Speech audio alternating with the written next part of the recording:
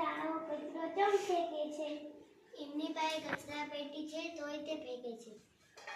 બધાને સમજણ આપી દે. નાખો છો કચરા પેટી. કચરો તમે નથી નાખતા એટલે તમારે જ શેરીના લોકો બીમાર પડે છે. તમે હવે કચરા પેટીમાં જ કચરો નાખવાનો. હવે તું કાલેથી સ્કૂલે આવી જાય.